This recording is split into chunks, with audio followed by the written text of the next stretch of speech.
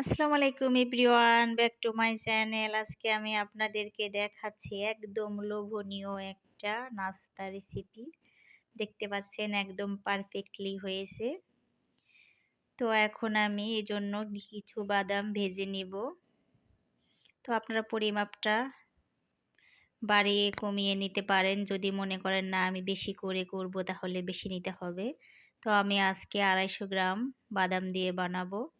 তো বাদামগুলো আমি ভেজে নিয়েছি, একদম মিডিয়াম তাপে আস্তে আস্তে ভেজে নিতে হবে। বেশি তাপ দিলে বাদামগুলো আগেই পুড়িয়ে যাবে, লালচে হয়ে যাবে।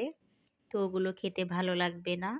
তো এখন খোসাগুলো আমি ছাড়িয়ে নিচ্ছি। তো এভাবে চটকে চটকে ছাড়িয়ে নিব। তারপর ঝেড়ে ফেলে দিলেই এর খোসাগুলো চলে যাবে।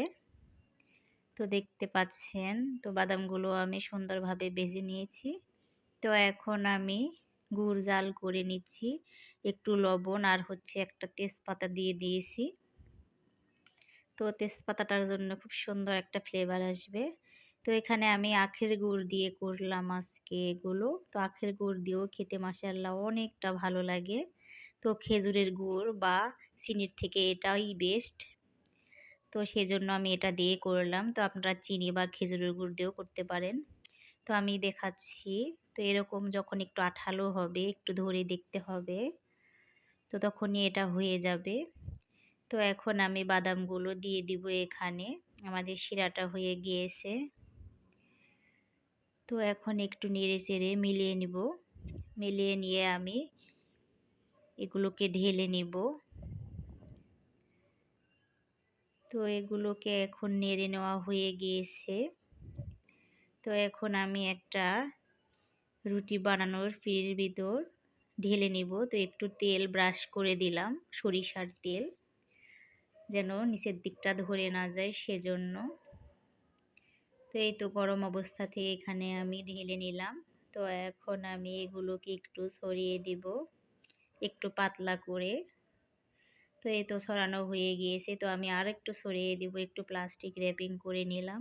তো এর উপর দিয়ে আমি বেলুন দিয়ে একটু বেলে নিব, যেন সমানভাবে হয় লেয়ারটা প্রত্যেকটা। তো এই তো দেখতে পাচ্ছেন আমি কিভাবে করে নিচ্ছি। তো আসলে এই খাবারটা এত লোভনীয়, না খেলে বুঝতে পারবেন না। এটা আমাদের মানিকগঞ্জের ঐতিহ্যবাহী একটা খাবার। তো এই তো এখন আমি প্লাস্টিক র্যাপিংটা খুলে নিচ্ছি। তো এখন আমি চারপাশ থেকে কেটে নিব। আমি যে কোনো শেপে এটা কাটা যাবে। তো আমি আজকে এটা পিৎজার মতো করেই কেটে নিব, বড় পিস করে।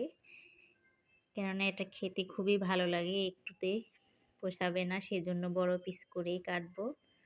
তো মাঝখান বরাবর আবার কেটে নিচ্ছি দুই দিক দিয়েই। তারপর এখান থেকে আবারও কেটে নিব আমি। তো দেখতে পাচ্ছেন আমাদের কেটে নেওয়া প্রায় হয়ে গিয়েছে। তো এটার মাঝ থেকে আবারও কেটে নিচ্ছি। তো আজকের মতো ভিডিও এ পর্যন্তই। সবাই ভালো থাকবেন, সুস্থ থাকবেন। আমার ভিডিওটি কেমন লাগলো অবশ্যই জানাবেন। পরবর্তী ভিডিওতে দেখা হবে। আল্লাহ হাফেজ।